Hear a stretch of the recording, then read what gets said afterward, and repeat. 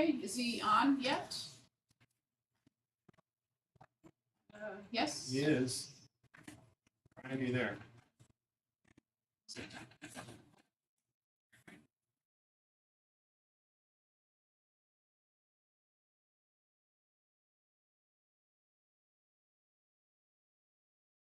Oh, no, he's not. He's not on. Oh, we'll let you do that. We'll go ahead and start the meeting then. Are you on? Are you recording? Oh. Yep, we're on the live stream. Okay. Okay. So, today is July 10th, 2025. This is a meeting of the Ulster County Resource Recovery Agency Zero Waste Committee meeting. I'd like to call the meeting to order. Roll call, Donna Egan, present. Jim Gordon, absent. Erica Brown. Here. Present.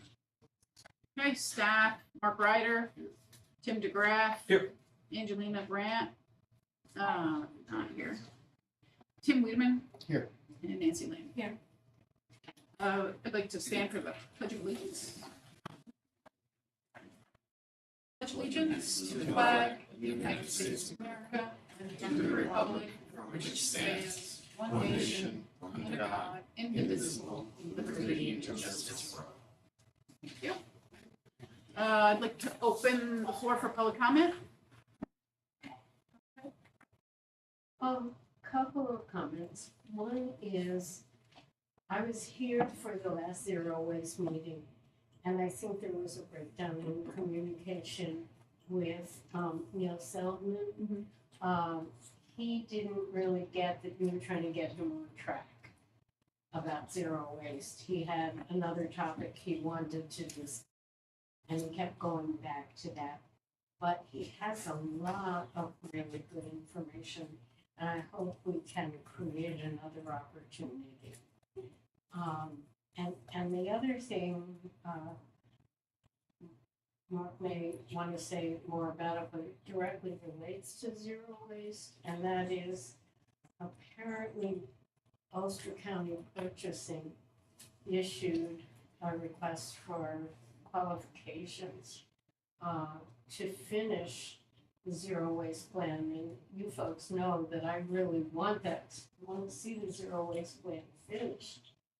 But the right hand didn't know what the left hand was doing, and even the legislator, Chris, who chairs the Energy, Environment, Sustainability Committee that UCRRA reports to, and he was the one who, I believe, requested it because there is funding in the budget, but they didn't even run it by him. I have a copy.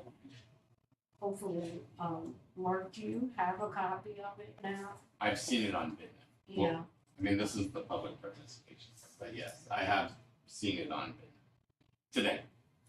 And I think they did a reasonably good job. There may be things that could have been better, but it's the process that I'm concerned about. And I talked to Chris about it, and he's going to try to set up a meeting with all the stakeholders, including purchasing, so that the communication is better.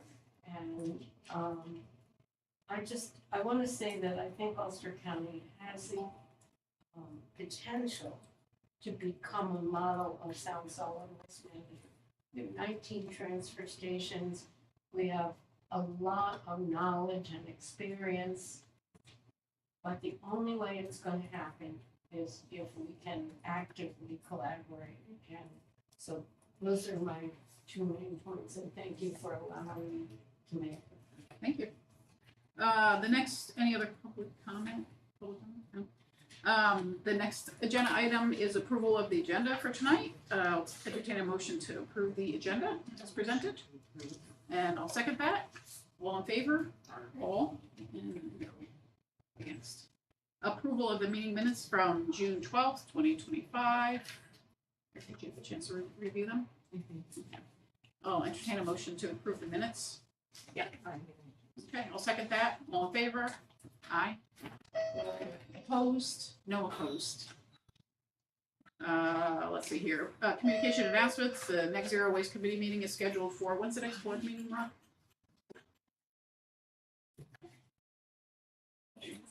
August 14th. August 14th at Right. 5:15. And I do have guest speakers lined up for that on the topic of tire recycling. Any old business? Any old business that we'd like to discuss?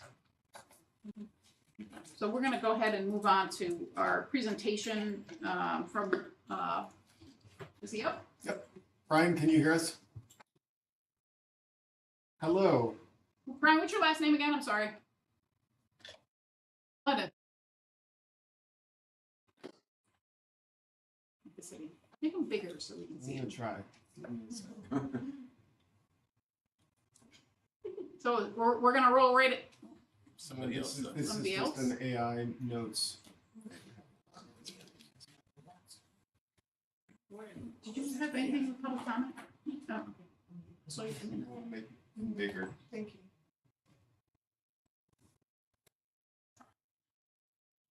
Just a question, do you know the county limit for Q? we do now. Oh, okay. I found out this afternoon.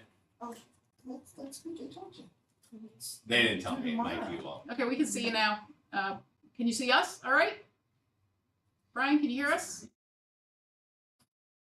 Oh. Okay. So if you don't mind, we're gonna roll right into your topic, and I know it's pretty broad, and thank you for accommodating us. I know you're on vacation this week, so if you could tell, you know, who you represent and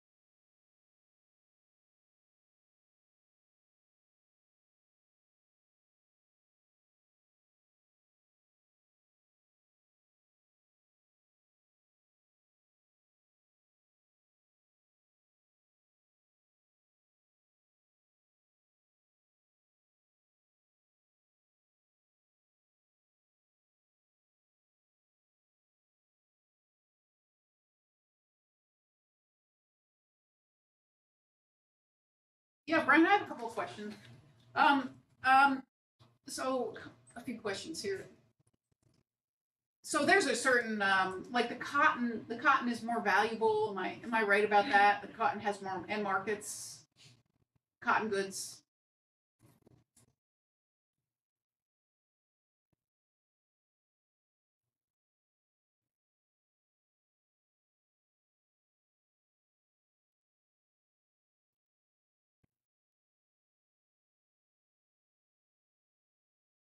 For resale, it doesn't matter the material, but if you actually going for rags, for example, cotton would be more valuable, I would presume.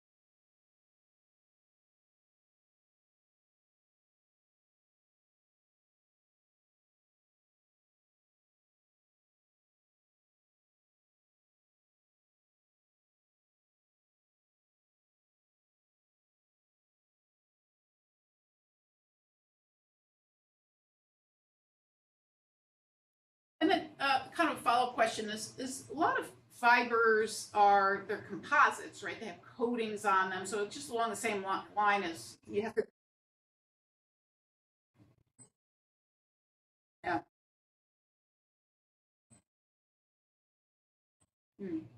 But I mean, is there a way if you had a, a material that was coated for rain resistance or something like that, can you separate that? How do you separate that out? Or what do you do? And that's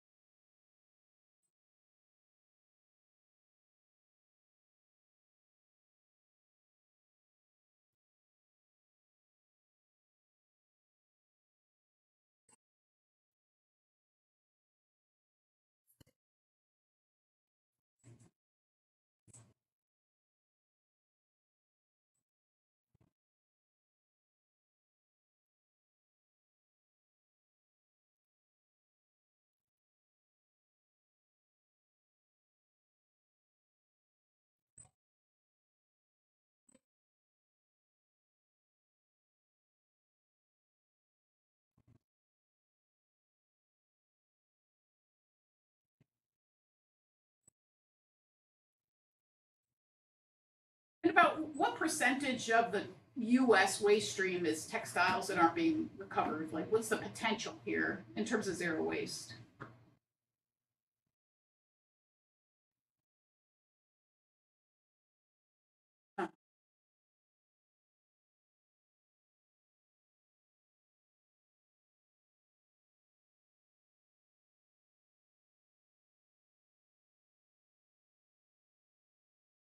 So it's 6,000 to 7,000 tons. That's, I mean, that's a fair, it's not like bubble gum, right? It's a significant amount, so that's interesting.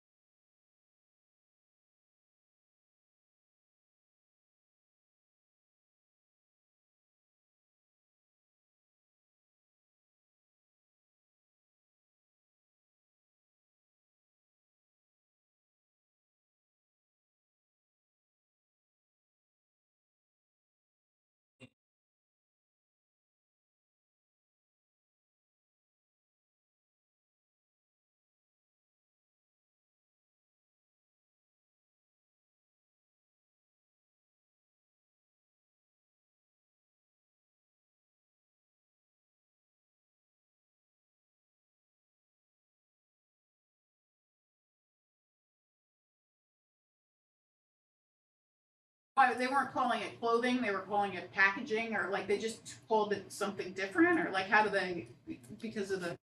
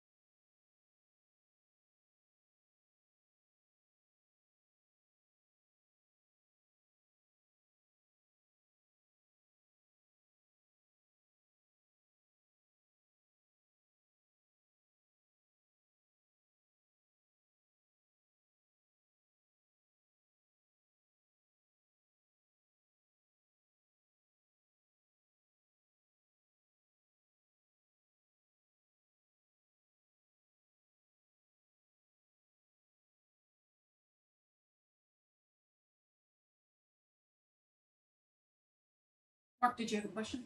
Yeah, just two quick questions, and thank you. Just a lot of helpful information. I wrote down. So you had said 40% of I think the worldwide market was good enough for reuse, and then you said 20% was sold in stores. Is that 20% of the 40%, or is that 20% of the whole?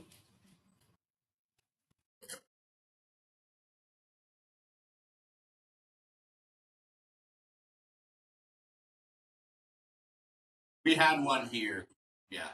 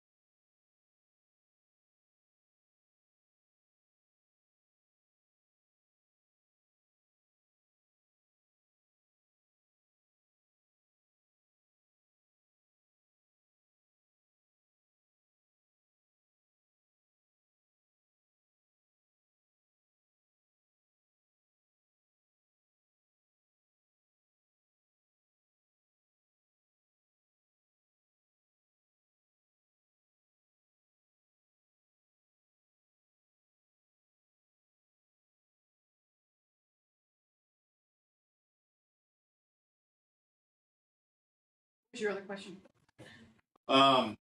So just as far as recyclability of, as we phase out like PFAS and other toxic chemicals in the new market, how does that affect like you all recycling and liability and or even for reuse?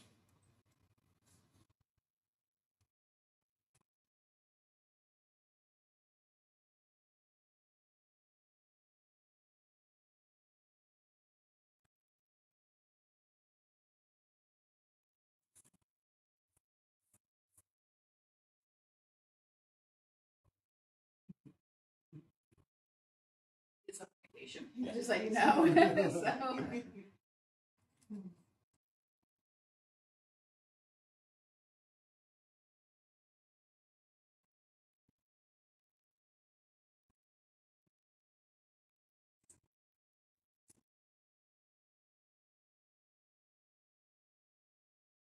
Yeah, just like because if they're phasing out PFAS in textiles now, so like you can't buy waterproof jackets that were made with PFAS chemicals. I'm just wondering then for like in your then can it be recycled? Which then I would assume the chemicals are still, or even for reuse, is there limitations on that? Part of the reason I ask, we also are starting up like we have a project for a reuse center. So similar like in the Finger Lakes reuse type of model. And that is within the next, 12 months or so in the next year. So I'm just kind of.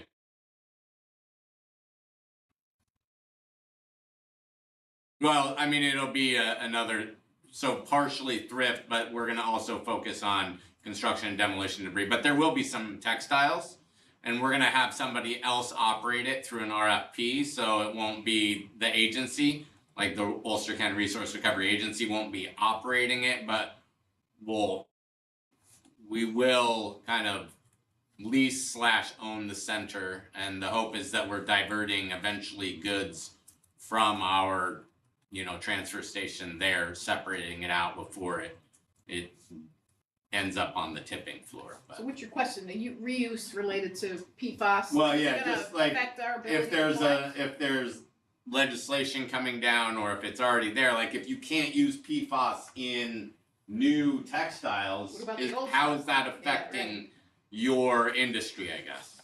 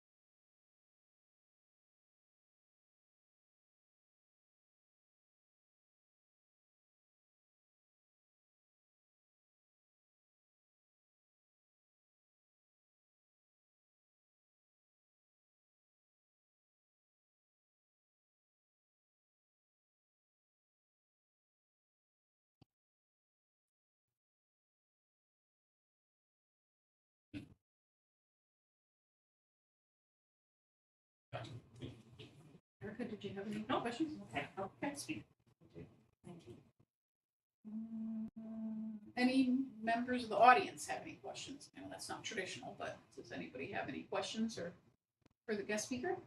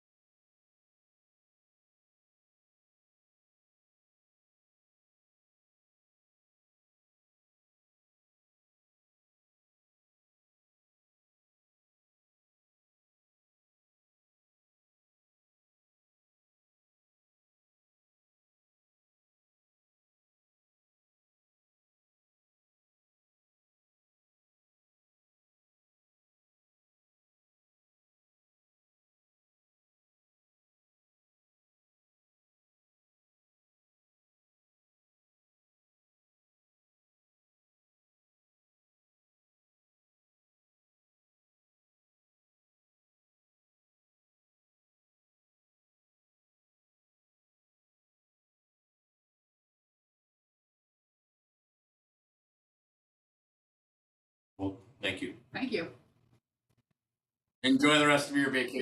Yeah, thanks, Brian. Okay. Take care. All right, so, actually, I was a little surprised, 6 to 7%. This is quite a nut there, I'm gonna say.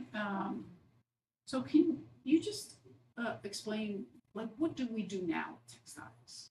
Yeah, so I mean, we have a collection box that is out there.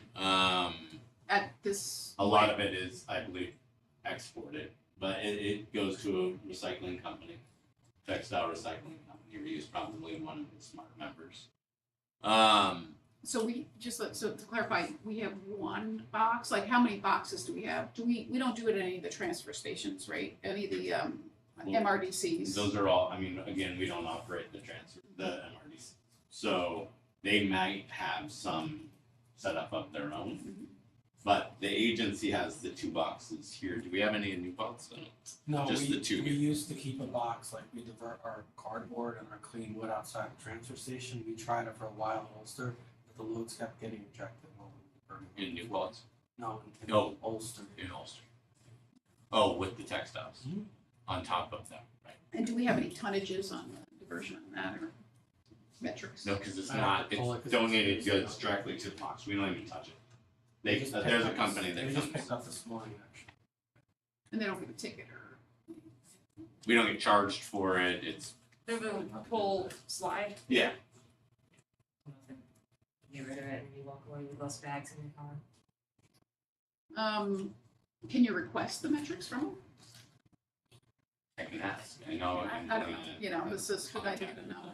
We could try, it. This How- might be they pick up regularly. Yeah, I know, they're not very good. Do we know for a fact, I know some of them are less savory than others, some of those vendors. I mean, did we look at exactly what they're doing? Are they really, Yeah, I mean, some of them are not desirable, and one of the big things is they don't pick up, I know, but.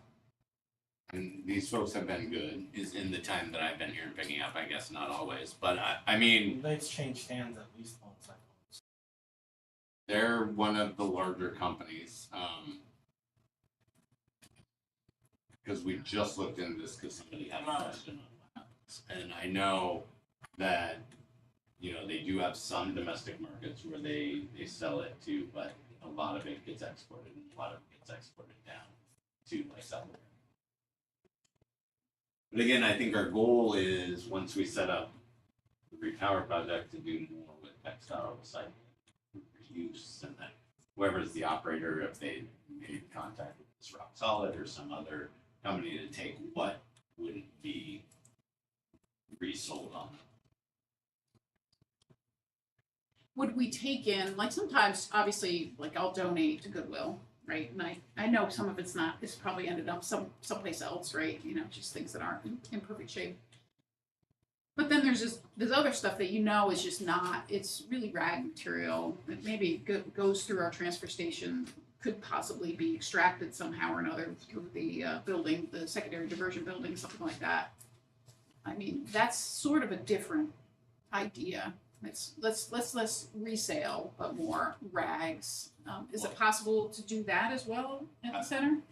I think that's what Tim was discussing. We used to have a box out here to try to, but they were getting rejected. As Brian said at the beginning of his presentation, with textile recycling, you have to get it, it can't be in with regular trash. So we get everything commingled. So you can't even turn that into rags or fibers. He mentioned that at the beginning. You really need to source separate your textiles, because if we were to try to pull it off of the floor, it's not even. We tried it, the loads would get rejected by the recyclers. I'm just curious though, if we maybe we can use them as a tool to see how we can set up improved programs. I mean, it is 6 to 7%, and it sounds like 95% of it actually does. Only 5% goes in. I mean, it seems like a huge opportunity. Should be landfilled. 5% should be 5%. landfilled. Yeah. And right now, 85%.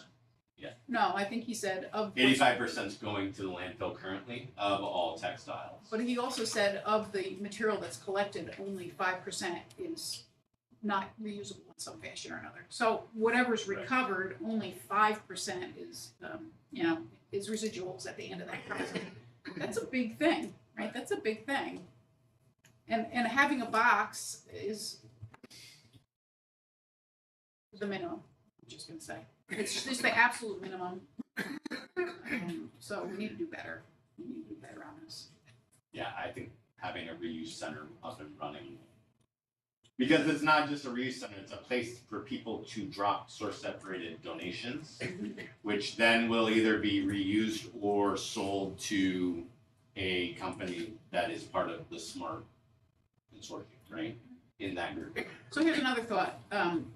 We committed to the reuse center, and I think we all think that's important and whatnot. But remember that we also have the MRDCs that we just kind of say, figure it out. And maybe we need to get more involved in helping them collect this material. So maybe we put an RFP out or reach out to this group and see if they can put together a program to offer to the MRDCs. You're not even sure if they have boxes or, No, right? but I mean, I will say, like, we tried to go to them and say, we are going to provide you funding for organics diversion. We are going to provide you sheds and funding for reuse, and we are getting a decent amount of pushback on that. And so trying to say from the agency side, we're gonna go out to RFP. It's kind of like the RFQ that the county put out for a zero waste implementation plan.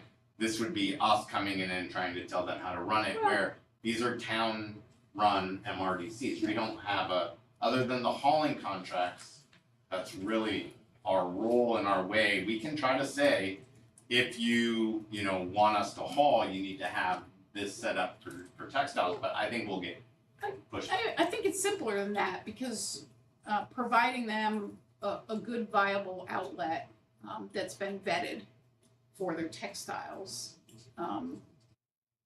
is an offering, and there's no capital, there's no funding required for that.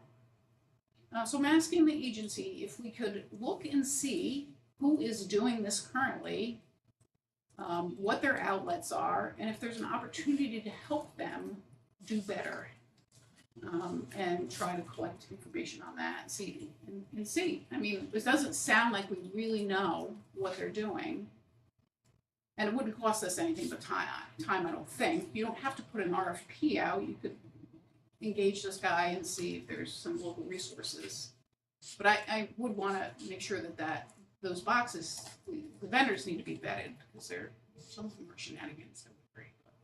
But again, this is why many times I've spoken about having these meetings with MRDC. So We're having one on Monday, this is a and we have small- 9 people signed up. 9 people, that's good, that's not bad.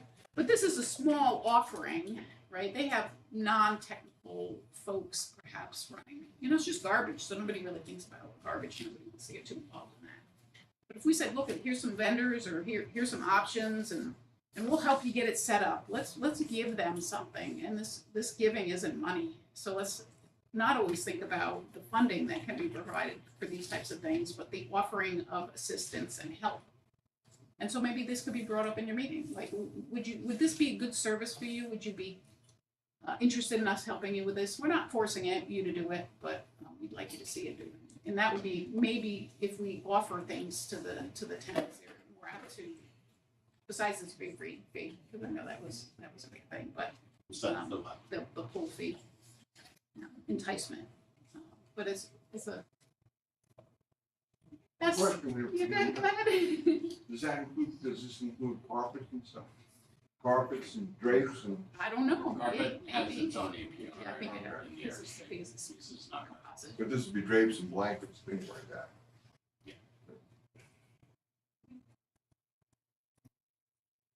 Yes, ma'am. Thank you. I just think that my experience is that many of the town transfer stations are already Well, doing. maybe they're good to go. I mean, that would be good to, but we don't seem to know And that, which ones right? are having good success. I don't know about Rosendale, but Marbletown, I think Rosendale has one at the town, community center, not at the transfer station, I'm pretty sure, but, I know whenever I have stuff, I have places to take it. But it would be good to organize that, who's taking and who's having problems. Yeah, where our opportunity is and if we're missing some of those opportunities. And maybe it's as simple as having 2 boxes. Maybe it's a box of really better quality and maybe a separate box of rags or something. Like maybe there's some incremental way we can target this 6 to 7%. Besides the reuse innovation center, that's great. But I am not gonna bring my items to the reuse innovation center. It's too far away. So how do we get things, like what's the infrastructure to make The it spoken hub system of the MRDCs. So we're gonna pick up from there and these textiles Yes. and bring in Yes, that's part of the repower. out of these, so we're gonna discontinue the boxes, we're gonna tell them they can't have the boxes anymore? We're not gonna tell them they can't have the boxes, but if there's things that are viable for reuse, not necessarily recycling, that the goal would be for them to collect it in the shed and honestly, the goal is that it gets reused in their own community. And then things that after a while sit would go to the shed, would go to the reuse center. And then, again, if it doesn't sell after a few weeks, then you contact somebody with Smart or Rock Yeah, to Solid do the final rag, to do the whatever. final, either rags or sell into the external market as opposed to domestic.